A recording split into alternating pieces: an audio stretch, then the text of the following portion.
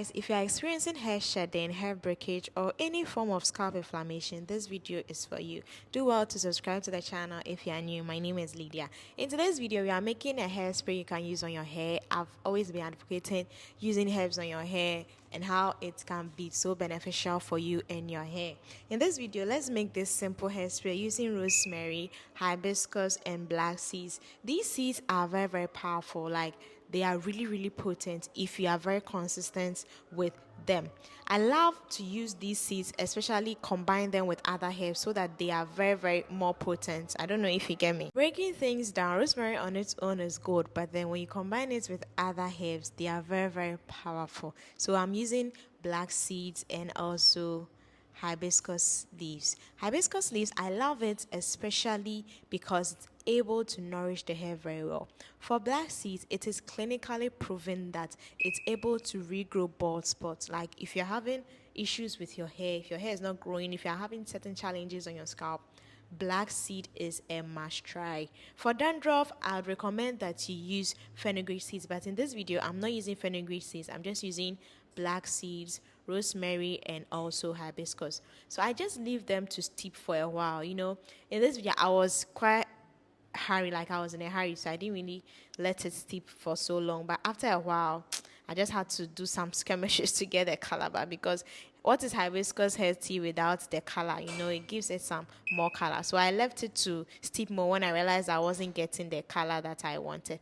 So when you are done, transfer it into your spray bottle. You know, you need a medium of usage. Like there should be something that you can use it, unless you want to use it as a scalp rinse, like after washing your hair, then use it on your scalp. But if you don't want to use it as that, transfer it into a spray bottle that is easily applied on your hair. It's so simple. Anybody at all, anyone at all can do the spray. You don't have to spend so much time. It could even take you 5 minutes to do this, just like you're making yourself some hot tea.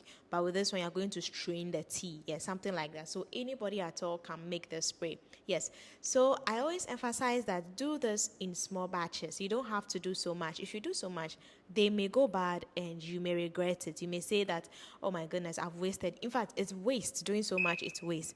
Because it's more potent when it's fresh, you don't need to do so much and store in the fridge. So you can do it to last you for about 3 to 4 days. Yes, 3 to 4 days. That is why I recommend that you do it in small batches. So here's my hair. I'm moisturizing this hair on video, even though my hair was already moisturized. I just wanted you to see the application process, how I apply this on my scalp. You can either decide to unravel every twist and then put this on your hair, yeah, like something like that, or just spray it on your scalp. Focus on problem areas like bald spots, dandruff places, scalp inflammation, like focus on those places and then spray it there. Do well to massage your hair very well. Like scalp massages are underrated. Like if you ask me what is one tip, yes, there are other tips, but then that one tip that we look like we have forgotten is scalp massages. Please do well to scalp massage every time. Like always do well to scalp massage all the time, because it's very good. I cannot stress on the importance of scalp massages. I always also talk about adding something to retain the moisture. Like just spraying the water on your hair is not going to do anything. It's going to dry off the next day. But if you are able to add some oil or some hair grease or some shea butter, it's able to hold the moisture for about 5 more days, you know, until you are ready to take your hair off. So please do well to add some grease or some hair butter or shea butter. If you don't want to worry yourself, just use a normal African shea butter onto your hair and then you are good to go. I always also say don't forget your ends. Like don't forget your ends. Our ends are very important. I like to leave some good tips when I am making these videos so that you know that, you know, like even though you're watching the benefits or you're watching what I'm doing, you are learning some other things. So please don't forget your ends.